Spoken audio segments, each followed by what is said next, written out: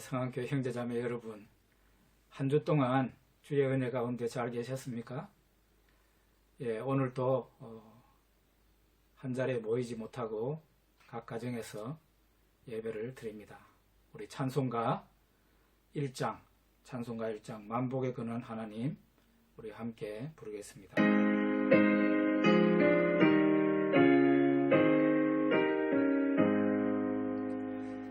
만복의 근원 하나님, 온 백성 찬송 드리고 저 천사여 찬송하세. 찬송 성부 성자 성령. 아멘.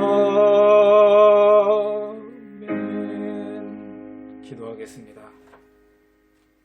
아버지가 자식을 긍휼히 여김같이 여호와께서는 자기를 경외하는 자를 긍휼히 여기시나니, 이는 그가 우리의 체질을 아시며 우리가 단지 먼지뿐임을 기억하심이로다. 하나님 아버지, 감사합니다. 오늘도 주일 하나님 앞에 이렇게 각 가정에서 하나님 앞에 나아갑니다. 엎드려 경배를 드려오니 우리 하나님, 우리 예배를 받아 주시옵소서. 하늘로부터 내리는 하나님의 은혜가 우리 성도 한 사람 한 사람에게 가정가정마다 임하게 하여 주시옵소서. 예수 그리스도 이름으로 기도드립니다. 아멘. 이 시간에는 사도신경으로 신앙 고백을 하겠습니다.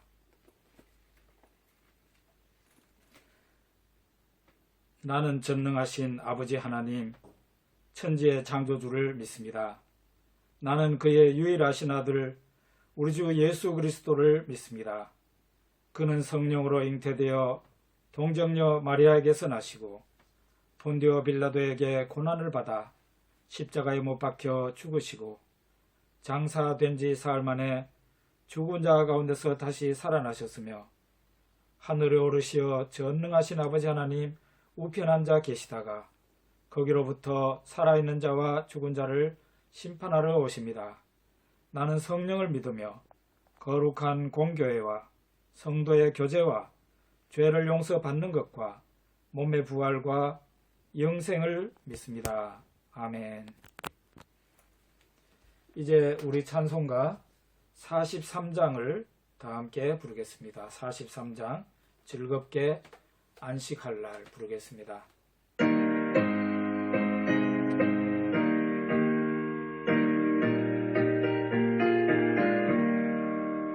즐겁게 안식할 날, 반갑고 좋은 날, 내 마음을 편케 하니 즐겁고 기쁜 날, 이 날에 전한 만민 가보자 앞에서 참되신 삼위일체 다 찬송 부르네. 이 날에 하늘에서 새 양식 내리네. 성회로 모이라고 종소리 울리네. 복음의 밝은 빛은 온 세상 비치며 또 영생 물이 흘러 시원케 하시네. 이 주일 지킴으로 새 은혜 입어서 영원히 쉬는 곳에 다 올라갑시다. 성부께 찬미하고 성자와 또 성령 참되신 삼위일체 다 찬송 부르세. 아멘.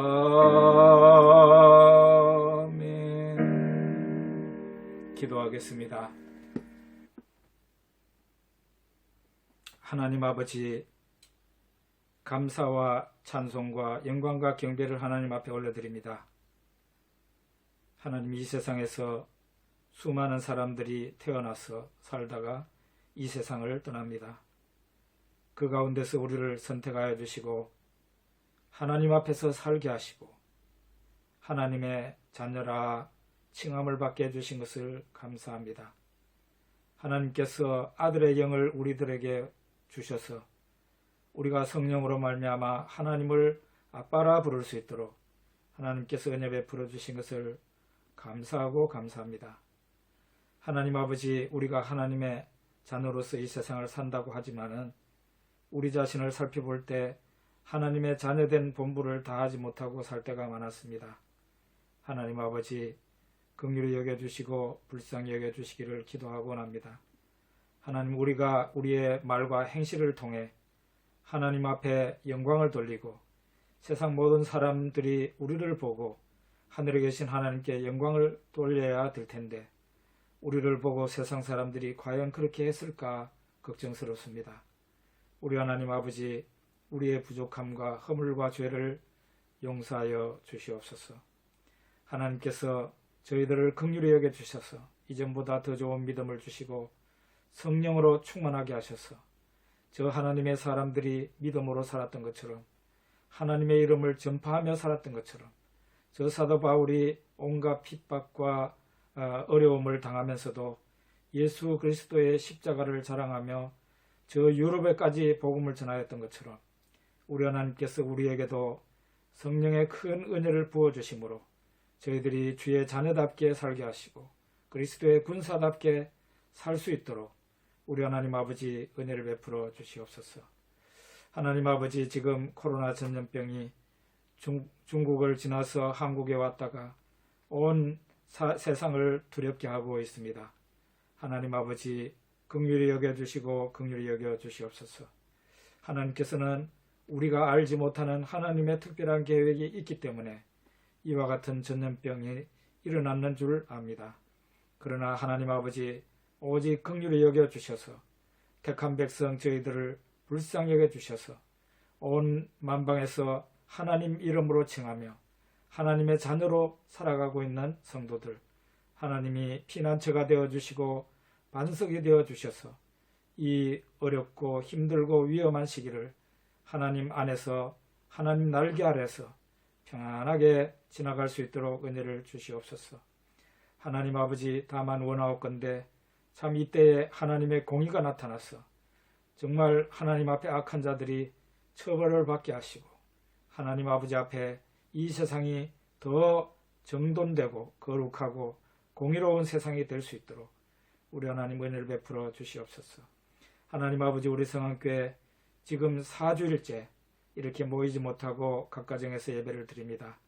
우리 성도님들 있는 곳마다 가정마다 사업장마다 우리 하나님이 은혜를 베풀어 주시옵소서. 눈동자같이 지켜보아여 주시옵소서. 함께 모여서 예배를 드릴 때보다 더 아름다운 예배를 드릴 수 있게 해주시고 더 하나님 앞에 빛나는 믿음으로 영광을 돌리게 하여 주시옵소서. 하나님 아버지, 원하옵건대 온 가족들이 다 예수님 앞으로 돌아오게 하여 주시옵소서. 함께 손잡고 교회에 나올 수 있도록 은혜를 베풀어 주시옵소서. 특별히 우리 자라나는 우리 자녀들이 우리보다 더 훌륭한 믿음으로 하나님 앞에 서게 하여 주시고 하나님 앞에 더 고귀한 그릇으로 쓰임받을 수 있도록 우리 하나님 은혜 베풀어 주시옵소서. 하나님, 우리와 함께 있는 자녀들, 멀리 가 있는 자녀들, 군에 가 있는 자녀들 우리 하나님이 지켜보아여 주시옵소서. 항상 주의 영광을 위해서 교회 안과 밖에서 열심히 뛰고 있는 성도님들, 그 현장에서 우리 하나님 앞에 영광을 돌릴 수 있도록 축복 내려주시기를 기도하고 합니다. 우리 하나님 아버지, 우리 성도님들 가운데 참 병이 있어서 하나님 앞에 기도하고 있는 성도님들이 있습니다. 참 지금까지 오랫동안 기도했지만 그 병이 잘 낫지 않고 있는 성도님들도 있습니다. 원하옵고 원합니다. 우리 하나님께서 어루만져 주시고 치료하여 주시고 긍휼히 여겨 주셔서 하나님으로 인해서 그 병이 온전히 물러가게 하시고 정상의 정상이 될 수 있도록 은혜를 베풀어 주시옵소서. 오늘 또 우리가 드리는 이 예배를 받아주시고 우리 가운데 하나님의 큰 은혜가 이 시간 나타나게 하여 주시옵소서. 예수 그리스도 이름으로 기도드립니다. 아멘.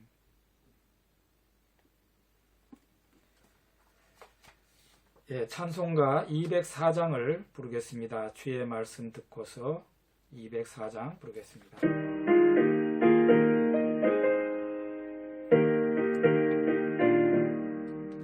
주의 말씀 듣고서 준행하는 자는 반석 위에 터닫고 집을 지음 같아 비가 오고 물나며 바람 부딪혀도 숲 위에 세운 집 무너지지 않네. 짓고 잘 지세 우리 집 잘 지세 만세 반석 위에다 우리 집 잘 지세 주의 말씀 듣고도 행치 않는 자는 모래 위에 터닫고 집을 지음 같아 비가 오고 물나며 바람 부딪혀도 모래 위에 세운 집 그게 무너지네. 잘 짓고 잘 지세 우리 집 잘 지세 만세 반석 위에다 우리 집 잘 지세 세상 모든 사람들 집을 짓는 자니 반석 위가 아니면 모래 위에 짓네. 우리 구주 오셔서 지은 상을 줄 때 세운 공로 따라서 영영 상벌 주리. 잘 짓고 잘 지세 우리 집 잘 지세 만세 반석 위에다가 우리 집 잘 지세. 하나님 앞에 예물을 드리며 기도하겠습니다.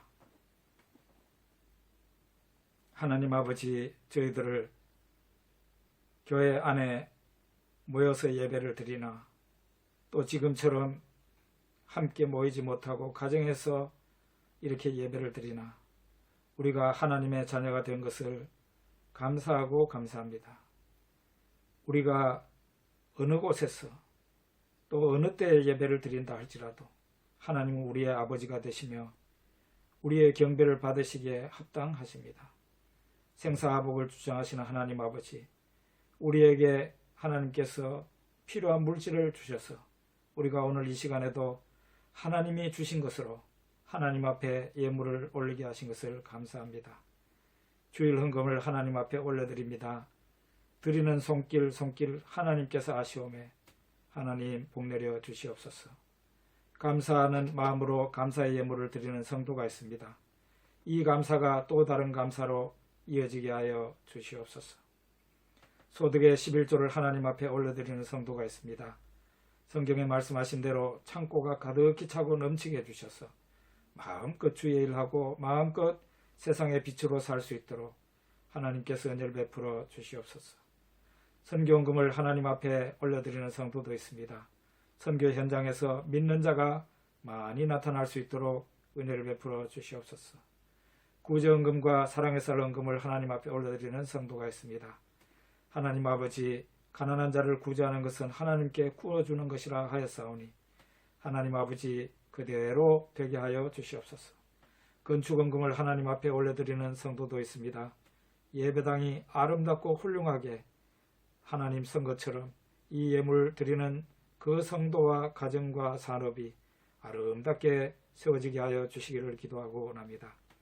하나님 아버지, 우리의 이 예물을 하나님께서 기쁘게 받아주시고 우리 가운데 오늘 이 시간 하나님의 은혜로 충만하게 하나님 임하게 하여 주시옵소서. 우리의 이 예물을 받으시고 우리 가운데 하나님의 은혜가 넘치게 하여 주시옵소서. 예수 그리스도의 이름으로 기도드립니다. 아멘. 예, 이제 교회 소식을 말씀드리겠습니다.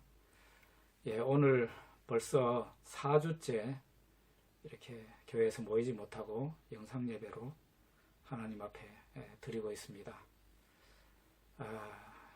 여러분이나 저나 어서 빨리 이 코로나가 지나가고 함께 모일 수 있기를 바랍니다. 예, 하나님 앞에 우리가 기도하는 것은 어서 빨리 이 코로나 사태가 종식되기를 기도합니다. 평소에 교회 문이 잠겨 있습니다. 그렇지만 여러분들이 개인적으로 와서 얼마든지 기도하고 가실 수 있습니다. 이렇게 영상으로 예배를 드리고 각 가정에서 예배를 드리지만은 여러분들이 하나님 앞에 헌금을 해주신 거 너무 감사드리고요. 교회 운영에 많은 도움이 되고 있다는 거 여러분들에게 감사를 드립니다. 예, 하나님 말씀 보겠습니다. 창세기 15장 1절에서 5절 말씀입니다. 창세기 15장 1절에서 5절까지 말씀입니다. 이후에 여호와의 말씀이 환상 중에 아브라함에게 임하여 이르시되 아브라함아 두려워하지 말라. 나는 네 방패요 너의 지극히 큰 상급이니라. 아브라함이 이르되 주 여호와여 무엇을 내게 주시려 하나이까. 나는 자식이 없사오니 나의 상속자는 이 다메섹 사람 엘리에셀이니이다. 아브라함이 또 이르되 주께서 내게 씨를 주지 아니하셨으니 내 집에서 길린 자가 내 상속자가 될 것이니이다. 여호와의 말씀이 그에게 임하여 이르시되 그 사람이 네 상속자가 아니라 네 몸에서 날 자가 네 상속자가 되리라 하시고 그를 이끌고 밖으로 나가 이르시되 하늘을 우러러 무뼈를 셀 수 있나 보라. 또 그에게 이르시되 네 자손이 이와 같으리라. 아멘.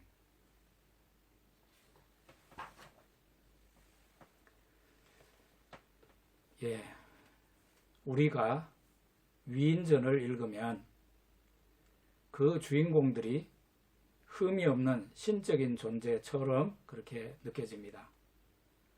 그러나 성경은 사람을 이런 식으로 묘사하지 않습니다. 그 사람에 대한 사실만을 말합니다. 그래서 아브라함, 모세, 다윗, 베드로, 사도 바울 이런 사람들, 대단한 사람들이지만 그 사람들의 못난 부분까지도 다 기록이 되어 있습니다. 심지어는 성경이 예수님을 말할 때에도 형용사를 거의 동원하지 않습니다. 아주 차갑게 느껴질 정도로 심플하게 일어난 사실만을 말을 합니다. 그래서 우리가 성경을 읽을 때에 특정 인물의 말이나 행적보다는 하나님이 사람을 어떻게 다루셨는지 보고 살피는 것이 중요합니다. 성경은 사람에 관한 책이 아니라 하나님에 관한 책이기 때문에 그렇습니다. 예, 우리는 오늘 그래서 아브라함의 믿음을 우리가 살펴보려고 하는데요. 아브라함의 믿음이 어떤 믿음이었는지 봅시다. 히브리서 11장 8절에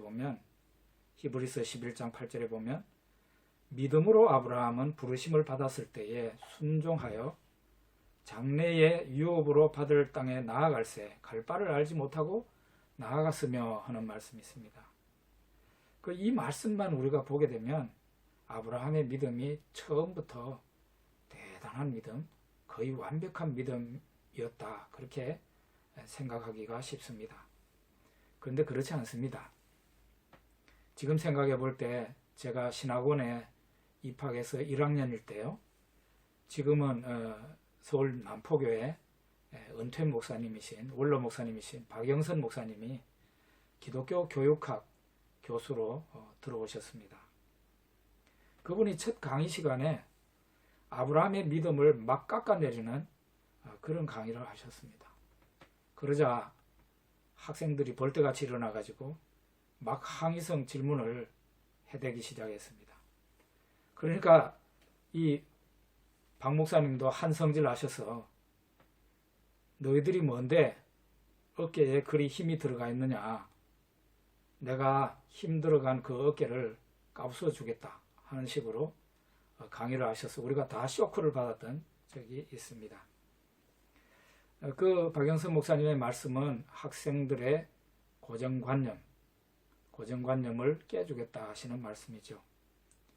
그렇습니다. 아브라함의 믿음도 사실은 처음에는 굉장히 불완전했습니다.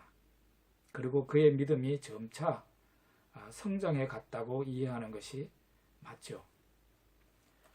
그것은 우리가 아브라함이 가나안 땅에 들어간 후에 그의 인생이 어땠는지, 그의 삶이 어땠는지, 행적이 어땠는지를 보면은 잘 알 수가 있습니다. 중요한 것은 아브라함이라는 사람의 믿음이 아니라 그 불완전한 믿음을 가지고 있는 그 사람을 이끌어 가시는 하나님의 신실하심이 훨씬 더 중요한 문제입니다. 우리의 믿음도 그렇습니다. 항상 불완전하고요. 흔들릴 수 있습니다. 그렇지만은 그때마다 하나님께서 우리를 붙잡아 주시고 흔들리는 그 믿음을 원위치 시켜주시는 그런 하나님이십니다. 아브라함의 그 불완전한 믿음이요, 그가 애굽에 기근이 들었을 때, 가나안 땅에 기근이 들었을 때 애굽으로 내려가는 그걸 볼 때 알 수가 있습니다. 창세기 12장 10절에 보면 나타나 있는데요. 그 땅에 기근이 들었으므로 아브라함이 애굽에 그리로 내려갔으니 이는 그 땅에 기근이 심하였음이라. 이런 말씀이 있습니다. 하나님이 인도하신 그 약속의 땅에도 심한 기근이 왔습니다. 그때에 그 심한 기근의 때에 아브라함이 하나님 앞에서 어떻게 행동하는 것이 잘하는 행동이었을까요? 믿음의 행동이었을까요?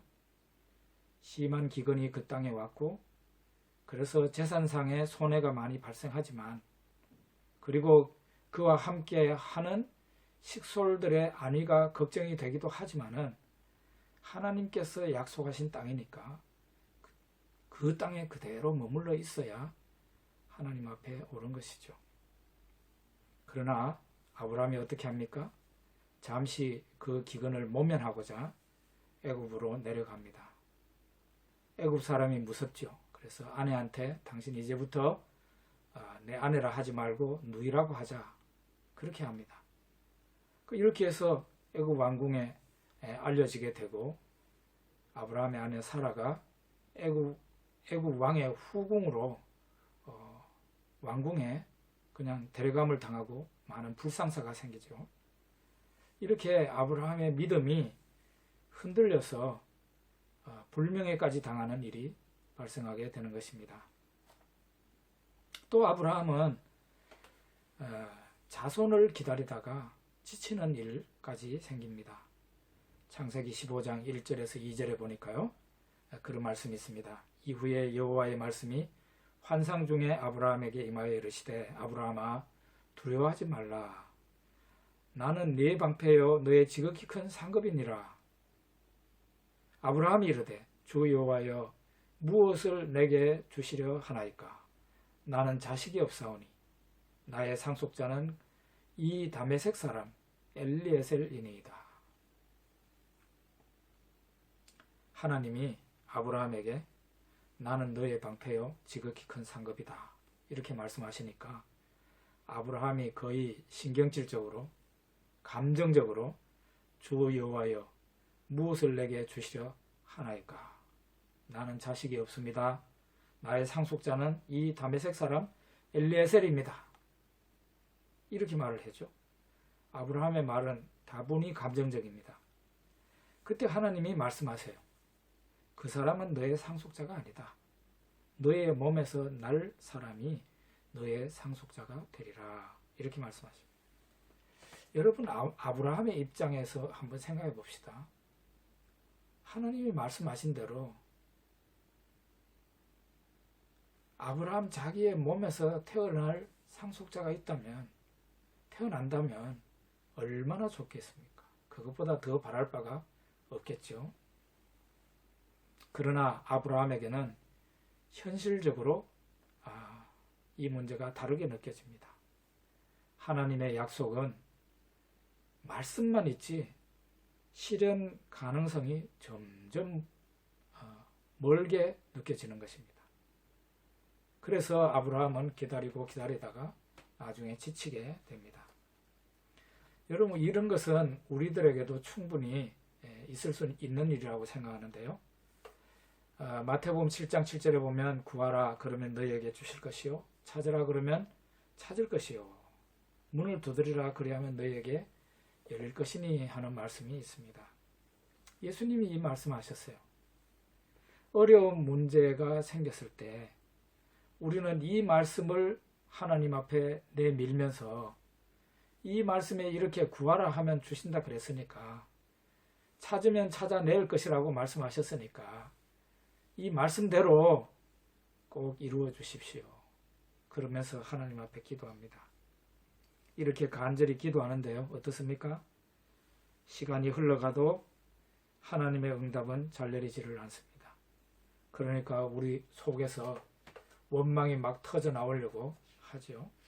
다 이런 경험들이 아브라함에게만 있는 것이 아니고 여러분이나 저에게 다 있는 것입니다. 우리가 보는 것은 아브라함의 불완전한 믿음을 지금 보고 있는 중이에요.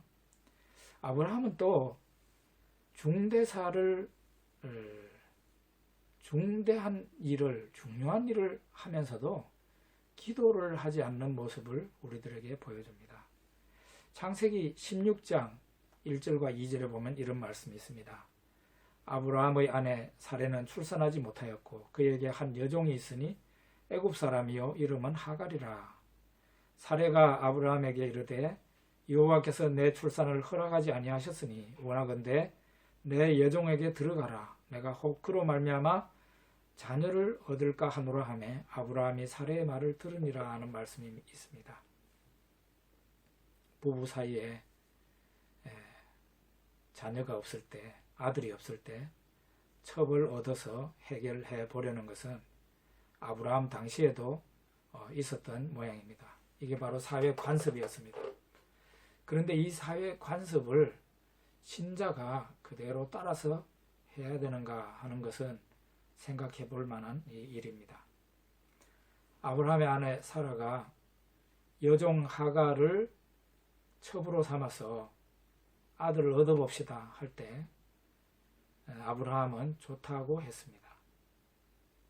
이거는 이전에 하나님께서 말씀하신 게 어떤 말씀인가 하면 너의 몸에서 날 자가 너의 상속자가 된다고 그랬잖아요.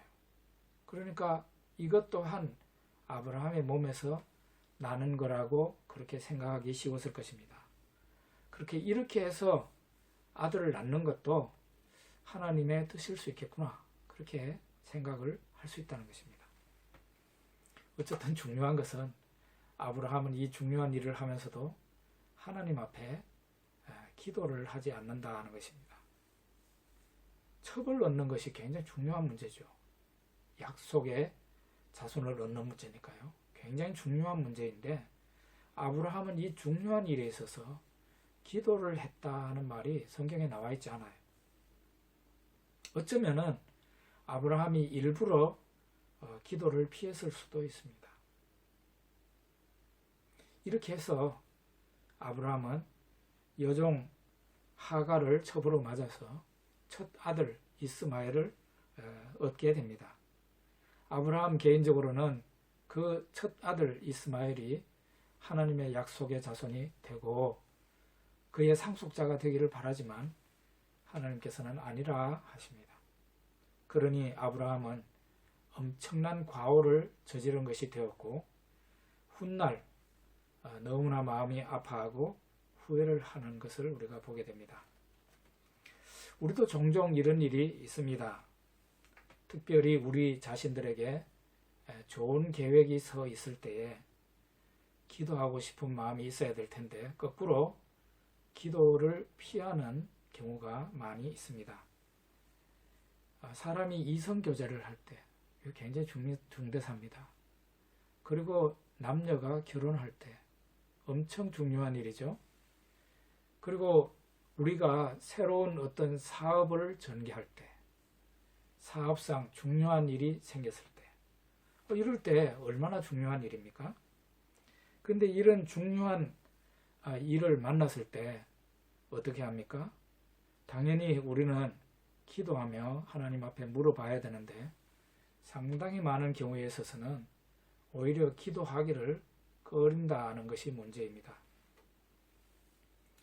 목회자들의 경우에 이런 경우가 있어요. 교회 개척을 할 때 의외로 기도를 잘 하지 않습니다. 새로운 임지가 나타났을 때 이제 이동하는 과정에서도 기도를 잘 안 하는 거예요. 기도를 해도 아주 형식적으로 기도를 합니다.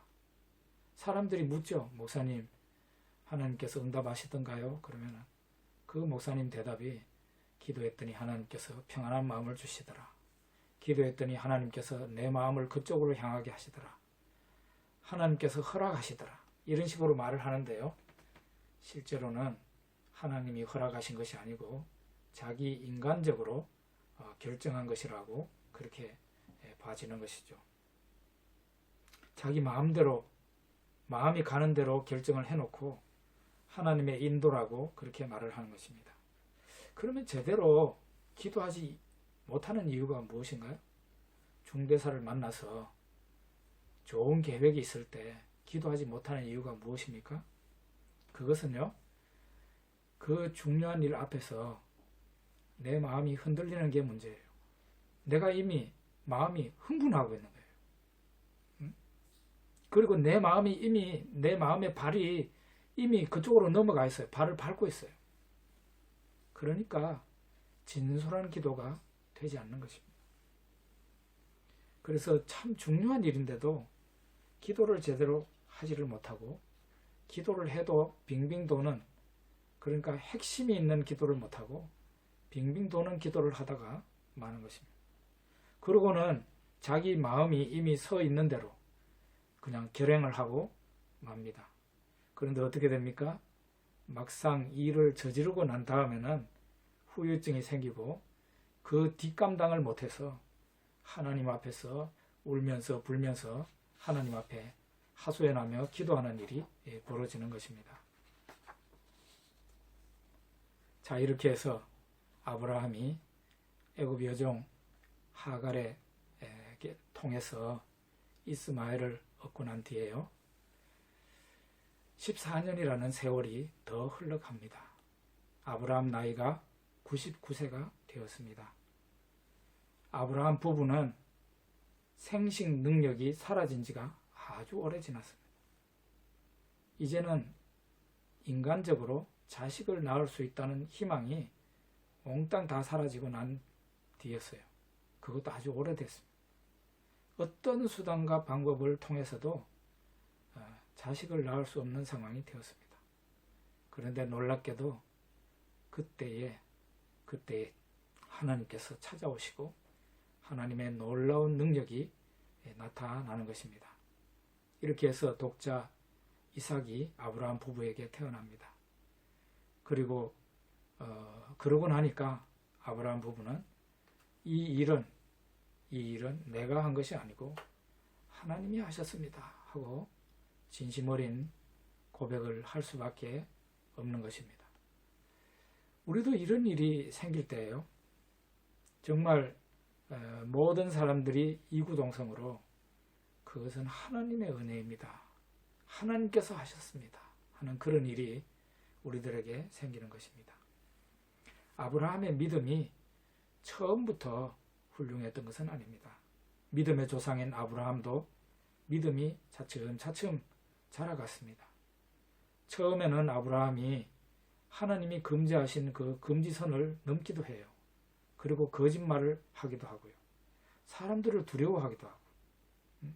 그렇지만은 어떻게 합니까? 하나님께서 금지선을 넘어간 그 아브라함을 다시 붙들어 와가지고 원위치 시켜 주십니다.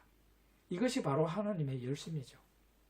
이렇게 해서 99세 된 아브라함이 하나님의 약속을 또 믿게 되고 그 믿음으로 독자 이삭이 태어나는 것입니다. 그리고 그 아브라함은 독자 이삭이 태어나고 난 뒤에도 그 믿음이 더욱더 점핑하고 자라나서 독자 이삭을 데리고 모리아산까지 올라가게 됩니다. 우리의 믿음도 현재는 참 불완전합니다. 그래서 항상 하나님 앞에 죄송한 마음으로 기도를 하지요. 그러나 우리의 이 불완전한 믿음도 하나님 앞에서는 여러분 희망이 있습니다. 하나님이 계시기 때문에 우리를 붙드실 수 있고 하나님이 우리를 축복하셔서 이전보다 더 좋은 믿음으로 이끄실 것입니다. 하나님의 열심으로 우리의 이 작은 믿음이 큰 믿음으로 나아가게 될 것이고요. 우리가 그렇게 믿는 것입니다. 우리 기도하겠습니다. 하나님 아버지, 아브라함의 믿음이 처음에는 불완전한 믿음이었다가 그는 마침내 독자 이삭을 낳을 만큼 하나님 앞에 칭찬받는 믿음이 되었고 거기에서 더 자라서 그 독자 이삭을 하나님의 명이라고 제물로 드리려고 모리아산으로 올라가는 그 아브라함의 믿음을 볼 수가 있었습니다. 우리의 이 작은 믿음도 더 좋은 믿음으로 우리 하나님께서 인도하여 주시고 하나님의 열심으로 우리를 닥달하시고 우리를 인도하셔서 이전보다 더 믿음으로 나아갈 수 있게 하여 주시옵소서. 예수 그리스도의 이름으로 기도드립니다. 아멘. 이제 찬송가 부르겠습니다. 겸손히 주를 섬길 때 212장 겸손히 주를 섬길 때 부르겠습니다.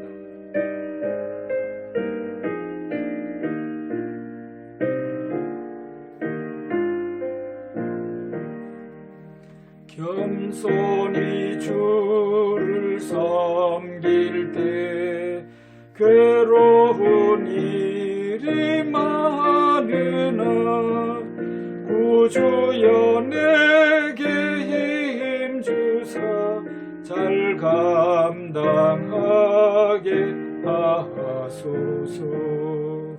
인자한 말을 가지고 사람을 감화시키며 갈 길을 잃은 무리를 잘 인도하게 하소서. 구주의 귀한 인내를 깨달아 알게 하시고 굳건한 믿음 주셔서 늘 승리하게 하소서. 장래의 영광 비추사 소망이 되게 하시며 구주와 함께 살면서 참 평강 얻게 하소서.